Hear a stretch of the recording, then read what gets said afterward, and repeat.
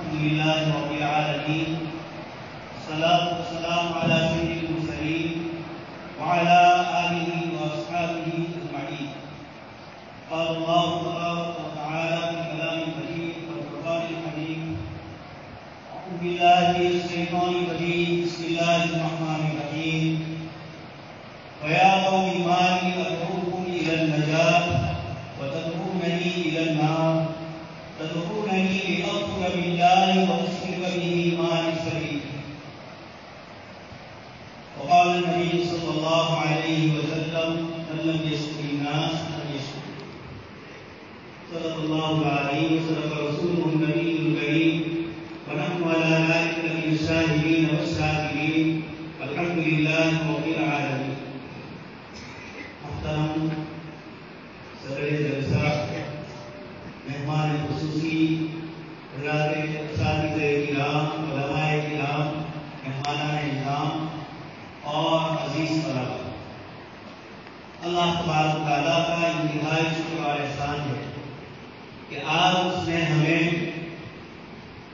سال کے اختتام پر طلبہ عزیز کی دستار بندی اور سالانہ انعام جلسوں کے موقع پر اللہ تبارک تعالیٰ نے یہاں ہمیں حاضری سعادت نصیب فرمائی. دنیا میں بہت سارے جلسے دروس ہوتے ہیں اور اس میں بہت ساری خلافات اور برائیاں ہوتی ہیں. اللہ تبارک تعالیٰ نے ہمیں اور کتاب و سنت کی ایسی نورانی مجالس عطا فرمائی جس میں اللہ تبارک تعالیٰ کا کلام جناب نبی اکرم صلی اللہ علیہ وسلم کی احادیث مبارکہ اور دین اور شریعت کے احکام اور مسائل شرعیہ پر گفتگو ہوتی ہے. آپ حضرات کی یہاں حاضری یقیناً اللہ تبارک تعالیٰ کے دربار عالی میں اس کا بڑا مقام ہے. میں ہمارے مہمان خصوصی جو دارالعلوم علماء کے شیخ الحدیث ہے، وہاں کی مجلس قضا اور وہاں کے مسائل شرعیہ کے اللہ پاک نے محکمہ قضا میں آپ کو اہم ذمہ دار بنایا ہے. آپ نے اپنی تعلیمی تربیتی مصروفیتوں کو چھوڑ کر ہماری اس دعوت پر لبیک فرمایا. آپ تشریف لائے. میں اپنی طرف سے، اساتذہ کرام کی طرف سے، انتظامیہ اور مجلس شورا کی طرف سے آپ کا انتہائی ممنون اور مشکور ہوں کہ آپ نے ہماری اس دعوت کو سرب قبولیت بخشی.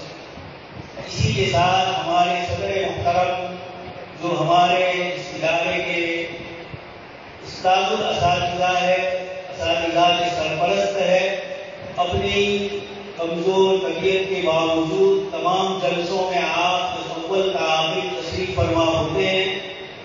طلباء عزیز کی ہمت افزائی کے لیے ہر وقت آپ وقت مقررہ پر تشریف لے آتے ہیں. حضرت صدر محترم کا بھی میں ممنون اور مشکور. اسی طرح ہمارے انتظامیہ کے وہ حضرات جو انگلینڈ اور افریقہ میں رہتے ہیں، اللہ تبارک تعالیٰ نے ان کے دنوں میں ان کے والد محترم اور ان کے چچا کے لگائے ہوئے ہندوستان کی محبت ہے. اس محبت کے پیش نظر ہر سال وہ یہاں ادارے میں تشریف لاتے ہیں. شورا کی مجلسیں اور میٹنگیں ہوتی ہے. سال بھر کے جو مسائل ہوتے ہیں، آئندہ سال کی جو دوسری کارکردگی ہوتی ہے، اس سلسلے میں مشورے ہوتے ہیں اور کچھ رائے عمل طے کیے جاتے ہیں. اللہ تبارک تعالیٰ ان حضرات کے عمل کو بھی قبول فرمائے. ادارے سے ان کی محبت اور دلبستگی کو اللہ تبارک تعالیٰ باقی رکھے. ابھی میں جس وقت طلبہ عزیز نے اپنا پروگرام شروع کیا اور جلسے کی کارروائی کے سلسلے کا کاغذ میرے سامنے آیا تو 58واں سالانہ اجلاس اور 51واں دستار بندی کا درس، 50 سال اس ادارے کو طلبہ عزیز کو فارغ کرنے اور امت کی خدمت میں پہنچانے کے 50 سال پورے ہوئے اور یہ 51واں سال طلبہ عزیز امت کی خدمت میں ہم پیش کر رہے ہیں.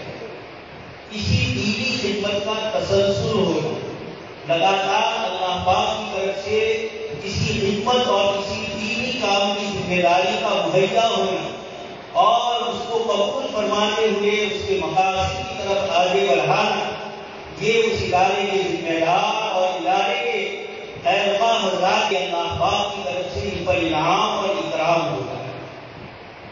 لبیک قبول معاذ۔ حضرت مولانا روح رحمۃ اللہ علیہ فرماتے ہیں ایک صاحب مسلسل اللہ پاک کی عبادت میں مشغول تھے۔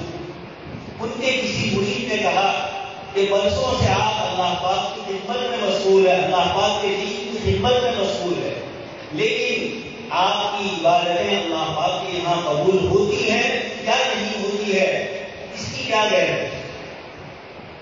عامی تھے، عابد آدمی تھے، پریشان ہو گئے، اللہ پاک کی طرف متوجہ ہوئے۔ مولانا روح رحمۃ اللہ علیہ نے اس کو عیاذ کیا، لبیک قبول معاذ۔ حاجی کے رحمی نے اللہ پاک کی طرف سے یہ دل میں رکا ہوا کہ اگر ہمارے یہاں تمہاری عبادت قبول نہ ہوگی تو یہ مسلسل اتنے سالوں سے جو ہم تمہیں عبادت کی توفیق دیتے ہیں یہ سلب کر لیں گے، یہ چھین لیں گے اور وہ عبادت کے لیے ہمارے دربار میں حاضر نہیں ہو۔ تو مولانا روح اسی کو فرماتے ہیں کہ ہر وقت مسجد میں نماز کے لیے آنا، اس ادارے کی خدمت کے لیے 50 سال سے مسلسل آپ کا اور آپ کی اولاد کا آنا، یہ لبیک قبول معاذ، یہ اللہ پاک کی طرف سے قبولیت ہے کہ آپ کے خاندان کو قبول کیا گیا اور اللہ تبارک تعالیٰ آپ کو یہاں پہنچایا۔ ادارے کے 50 سال اداروں کی زندگی میں ایک بہت اہمیت اور موڑ رکھتے ہیں۔ انسانی تاریخ کا فلسفہ ذکر کرنے والے بتاتے ہیں کہ عام مطلب ایسا ہوتا ہے کہ ایک مدت کے بعد اداروں میں اس تزلزل اور تنزل ہونا شروع ہوتا ہے، کبھی وہ خیر کا سبب بنتا ہے اور کبھی شر کا سبب بنتا ہے۔ اللہ تبارک و تعالیٰ ان متقدمین کو حاجی موسیٰ رحمۃ اللہ علیہ سے لے کر اب تک ادارے کے ساتھ وابستگی رکھنے والے جتنے بھی ہمارے شورا کے ممبر ہیں، جنہوں نے زندگی کے 40 سال 50 سال اس ادارے کی خدمت میں صرف کیے اور ادارہ اپنی اس حال میں آپ کے سامنے موجود ہے، اللہ پاک ان بڑے بزرگوں کو جن کی عمریں اور 70 سال سے اوپر ہو چکی پھر بھی اپنی کمزوری، ذوق، بیماری اور حالات کے باوجود ہر سال ادارے میں آپ تشریف لاتے ہیں، یہ اللہ تبارک و تعالیٰ کی طرف سے آپ کے لیے قبولیت ہے اور اس کمزوری اور ذوق اور سارے مسائل کے ساتھ آپ آ رہے ہیں کہ اللہ پاک نے آپ کو قبول کیا۔ اس کے ساتھ آپ کی یہ کوشش ہے کہ ادارے کے ساتھ وابستگی کے لیے تسلسل چاہیے۔ دنیا کی وہ قومیں جو ترقی کرتی ہے، دنیا کی وہ تنظیمیں اور وہ جماعتیں جو اپنا مضبوط اور ٹھوس اور مستحکم نظام رکھتی ہے، وہ یہ چاہتی ہے کہ اس کی صفحے اول کے ساتھ صفحے ثانی اور صفحے ثالث بھی باقی ہے اور اس صف میں بھی وہی جذبہ باقی رہے جو جذبہ پہلی صف میں ہے۔ اسی حصت سے اس سے پہلے 50 سالہ جلسے میں بھی اور اس 51ویں سنتی اور دستار بندی کے جلسے میں آپ نے اپنے نوجوان صاحبزادوں کو یہاں پہنچایا، یہ آپ کی ادارے سے محبت کی دلیل ہے۔ اللہ تبارک تعالیٰ اس کو اور موقع عنایت فرمائے، آپس میں آپ تمام حضرات کے درمیان محبت محبت باقی رکھے اور دینی نسبت سے آپ کے چھوٹے موٹے اختلاف کو اللہ پاک اپنی الہیت و اخلاص کی بنیاد پر اللہ پاک اپنے کرم اور شرف کا معاملہ فرما کر اور اس میں مزید آپ کو ترقیات سے نوازے۔ مسائل کے اختلاف ہونا یہ اس بات کی دلیل ہے کہ آپ کو اداروں سے محبت ہے۔ اس کے ساتھ میں ہمارے دور سے آنے والے وہ مہمان جنہوں نے اپنے عزیز صاحبزادوں کے لیے، بچوں کے لیے قربانیاں دی اور یہاں آپ ان کی دستار بندی کے موقع پر تشریف لائے۔ لوگ شادی بیاہ کے موقعوں پر، ناز گان کے موقعوں پر تو دور دور سے چلے آتے ہیں، لیکن محض اللہ اس کے رسول صلی اللہ علیہ وسلم کی دین کی نسبت سے آپ حضرات یہاں حاضر ہوئے اور آپ نے ان طلبہ عزیز کی اس جلسے میں حوصلہ افزائی کے لیے اپنے آپ کو، میں دیکھ رہا ہوں رات سے بڑی عمر کے بزرگ چلنے میں بچاؤں کو تکلیف ہے، لیکن اس کے باوجود یہاں تشریف لائے، پالنپور کے علاقوں سے، کچھ سے، راجستھان سے، اللہ تبارک تعالیٰ حضرات کی اس حاضری کو قبول۔ اسی کے ساتھ میں اپنے عزیز طلبا سے جو فارغ ہو کر جا رہے ہیں، چاہے وہ تخصص کے طلبا ہو، اسلامی طلبا ہو، چاہے شعبہ عالمیت کے طلبا ہو، میں آپ حضرات کی خدمت میں ایک چھوٹی سی گزارش پیش کر رہا ہوں۔ دنیا کے حالات اور ملک کے حالات آپ سب حضرات کے سامنے ہیں۔ میں نے آپ کے سامنے ایک آیت پڑھی تھی، وقال رجل مؤمن من آل فرعون يكتم ایمانه۔ یہاں سے قرآن کریم نے ایک مضمون ذکر کر رہا ہے فرعون کے دربار میں، فرعون ہی کی قوم کے ایک شخص جن کو اللہ پاک نے ایمان کی دولت سے مالا، انہوں نے بڑی معجزانہ اسلوب میں ایک بڑی انداز کے اندر فرعون اور آل فرعون کو نصیحتیں پڑھیں۔ ہم بھی انہی کلمات کو اپنے اس ملک کے باشندوں کے سامنے پیش کرتے ہیں، تدعوننی لاغفر باللہ وتشرک بی ما لیس لی بہ علم وانا ادعوکم الی العزیز الغفار۔ یہ نصیحت ہے آپ کے لیے، آپ یہاں سے توحید کی امانت لے کر جائیں۔ دنیا کے فلسفی لوگوں نے مذہبی اعتبار سے جن کو زورراہٹ اور بڑا مرتبہ حاصل ہے، انہوں نے ہر زمانے میں توحید کو بگاڑ کر پیش کیا۔ اس ملک کے باشندوں سے ہم کہیں گے کہ سب سے پہلا مسئلہ جو آپ سمجھ نہیں پا رہے اور جس کی بنیاد پر انتشار ہوا کہ ہمارے نزدیک اس پوری کائنات کا پیدا کرنے والا خالق اور مالک صرف اور صرف ایک اللہ ہے۔ اس کی صفات میں صفت قدرت، صفت علم اور دوسری جتنی صفات ہے اس میں کوئی اس کے ساتھ شریک نہیں۔ اس پورے کائنات کے نظام کو اس نے بنایا۔ اس کے بعد اس نے یہ چاہا کہ میں زمین میں اپنا خلیفہ اور نائب مقرر کروں، تو اللہ تبارک و تعالیٰ نے حضرت آدم علیہ السلام کو اپنا نائب اور خلیفہ اس زمین کے اندر اللہ تبارک و تعالیٰ نے متعین کیا۔ یہی سب سے پہلے انسان ہے اور سب سے پہلے اللہ کے نبی اور رسول، ان کے ذریعے انسانیت کی اطلاع اور شروعات ہوئی، اور ہر زمانے میں ان کے بعد اللہ پاک نے ہر علاقے میں انبیاء کرام کو بھیجا۔ اللہ پاک نے مختلف آیتوں میں فرمایا کہ ہر علاقے میں ہم نے ایک نبی کو بھیجا۔ ما جاءنا من بشیر ولا نذیر کہا، اس کے جواب میں اللہ پاک نے فرمایا لکل قوم، ہم نے ہر علاقے میں اور ہر بستی میں اپنی طرف سے ایک ڈرانے والا، ایک رسول اور ایک نبی ہے۔ اس لیے ہندوستان جیسا اتنا بڑا ملک یقیناً ان آیات کے اس میں اللہ پاک نے انبیاء کرام علیہ السلام کی ایک بڑی جماعت کو بھیجا ہو، لیکن جیسے قرآن کے آیات سے معلوم ہوتا ہے عاد و ثمود نے، قوم فرعون نے، قوم شعیب نے، انہوں نے اپنے اپنے نبیوں کی باتوں کو بدل دیا۔ اس طریقے سے زمانے کے گزرنے سے ہمارے یہاں بھی بہت ساری تبدیلیاں اور لوگوں نے اللہ کے ساتھ دوسروں کو شریک کرنے کی مختلف شکلیں نکالی۔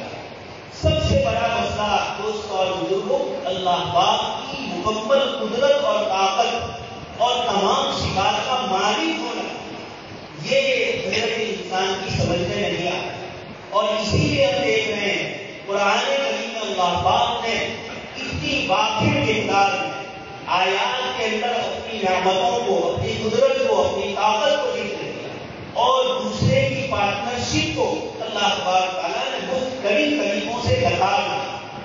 کسی چیز میں کوئی اس کے ساتھ شریک نہیں ہے، ایسی اپنی دلیل ہے، ایسی برہانی دلیل ہے، اور ایسی ہر آدمی کی سمجھ میں آ جائے، اس طریقے کی دلیلوں کے ذریعے اللہ پاک نے اپنی صفات کو ذکر۔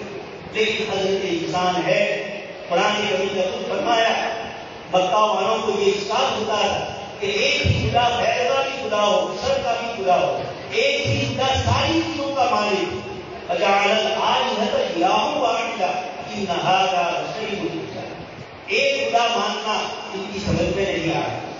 عزیز طلبا، آپ یہاں سے اسی توحید کی امانت کو لے کر جائیں۔ آپ قرآن اور حدیث کی روشنی میں اپنے غیر مسلم بھائیوں کو بتلائیے کہ اللہ پاک نے ہر زمانے میں انبیاء کرام کو بھیجا، لوگوں نے اپنی طرف سے ان چیزوں میں تبدیلی کی، اخیر میں اللہ پاک نے جناب نبی اکرم صلی اللہ علیہ وسلم کو اپنا آخری نبی بنا کر بھیجا، آخری اسلام ہے شرع لکم من الدین ما وصى به نوحا والذی اوحینا الیک وما وصینا به ابراہیم وموسیٰ وعیسیٰ ان اقیموا الدین ولا تفرقوا. یہ حضرت آدم علیہ السلام سے اول انسان سے اللہ پاک نے حضرت آدم علیہ السلام کو انسانوں کا باپ بنایا اور انسانوں کا نبی اور معلم اور مربی حضرت آدم علیہ السلام کو بنا. اس لیے اسلام 1400 سال سے نہیں ہے. اسلام کو حضرت آدم علیہ السلام اس ملک میں لے کر آئے اور آدم علیہ السلام کے ذریعے اللہ تبارک تعالیٰ نے حضرت نوح علیہ السلام کو اس توحید کو پہنچایا. اس درمیان میں شرک آ گیا اور قرآن کریم نے ان بتوں کا نام بھی ذکر کیا. بتوں والا سوا یہ سارے جتنے معبود ہیں یہ انسانوں نے کر لیے تھے, شیطان نے وسوسے ڈال کر کیے تھے. اس لیے سچا سناتن دھرم جو حضرت آدم علیہ السلام لے کر آئے اس نے توحید ہی ہے, اللہ پاک کی ذات سوا ہی ہے. یہی ایک امت ہے جو اس دنیا کے اندر اللہ کے اس پیغام کو قرآن کریم اور احادیث مبارکہ کے ذریعے پہنچانے والی. آپ نائبین نبی ہے, اللہ کے رسول صلی اللہ علیہ وسلم کے نائب ہونے کی بنیاد پر آپ کو یہ پیغام پہنچانا ہے. رسول مومن نے جیسے اس پیغام کو پہنچایا فرعون کے سامنے تاریخ کے مطالعے کے ساتھ اپنی دلائل کے ساتھ, اور اللہ پاک نے فرمایا وَوَقَاهُ اللَّهُ سَيِّئَاتِ مَا مَكَرُوا وَحَاقَ بِآلِ فِرْعَوْنَ سُوءُ الْعَذَابِ. اس آیت میں اللہ پاک نے مجھے اور آپ کو گارنٹی دی ہے کہ توحید کی دعوت پر اللہ پاک دنیاوی عذاب سے بھی بچائیں گے اور آخرت کے عذاب سے بھی بچائیں گے. اس لیے یہ تسلسل ہے انبیاء کرام علیہ السلام سے نائبین انبیاء تک کہ آپ کو اس توحید کے دامن کو خود تھامنا نہیں ہے, اللہ کے ان بندوں تک اس پیغام کو پہنچانا ہے. یہی مدارس اسلامیہ کے ذریعے آپ کو تعلیم دی جاتی ہے. ہم اپنے ایمان غیر ایمان والے بھائیوں کو یہ دعوت ہے اور ان ایمان والے بھائیوں میں بھی جو توحید کی کمی ہے اللہ کے ساتھ غیروں کو شریک کرنے کی جو چیزیں پائی جاتی ہے اللہ تبارک تعالیٰ ہم سب کو اس سے محفوظ فرمائے اور آپ کے ذریعے اللہ تبارک تعالیٰ اس کام کو آگے بڑھائے. یہی امانت آپ کے حوالے ہم کرتے ہیں اللہ تبارک تعالیٰ سے. کل قیامت کے دن ہم یہی کریں گے. اپنے طلب عزیز کو ہم نے توحید و سنت کی دعوت دے کر آپ کے میدان میں پہنچایا تھا. اللہ ہی آپ کا حفیظ ہو, اللہ ہی آپ کا وکیل ہو. آمین. وآخر دعوانا الحمدللہ. ماشاءاللہ تبارک و تعالی. اللہ پاک حضرت موصوف کی عمروں میں برکت عطا فرمائے. محترم فارغین جامعہ, حضرت کے یہ ناصحانہ کلمات آپ کے دل و دماغ کے اندر ہر وقت ہونے چاہیے. جب ایک ہونہار لڑکا اپنے گھر سے باہر فورن جاتا ہے تو اس کا باپ اس کو اچھی طرح سمجھاتا ہے کہ جو بیٹا کھیتر بچی نہ کرے موفی رہے ہو چھو, وہ ہر وقت یاد رکھتا ہے, اپنی فیملی کو یاد رکھتا ہے. یہ آپ کی فیملی ہو گئی, مارکی والا آپ کی فیملی ہو گئی. اس سے کسی نماز میں آپ کو بھولنا نہیں چاہیے. ہر نماز کے بعد اپنے اساتذہ کے لیے دعا کرنی چاہیے, مینجمنٹ کمیٹی کے لیے دعا کرنی چاہیے, پوری امت کے لیے دعا کرنی چاہیے. پوری امت کا ہم پر حق ہے. آپ اس ادارے سے رخصت ہو کے جا رہے ہیں تو اس ادارے کا مزاج اور مذاق لے کر جائیں. اس ادارے کا ایک مزاج ہے اتباع شریعت, اتباع سنت. میں نے گزشتہ امامی جلسے